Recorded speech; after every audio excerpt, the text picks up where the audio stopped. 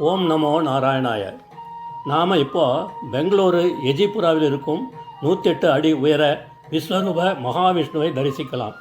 இதனுடைய சிறப்பு, உலகிலேயே மிக உயரமான ஒற்றைக்கல் விஷ்ணு எஜிபுராவில் உள்ள கோதண்டராம சுவாமி கோவிலில் பிரதிஷ்டை செய்யப்பட்டுள்ளது. முழுமுதற் கடவுளின் சிவகேசவ ஸ்வரூபம். மகாவிஷ்ணு, சிவன், பிரம்மா, ஸ்கந்தன், விநாயகர், நரசிம்மர், ஆஞ்சநேயர், கருடன், அக்னி மற்றும் ரிஷிகளை குறிக்கும் பல கைகள், தலைகளை கொண்டுள்ளது.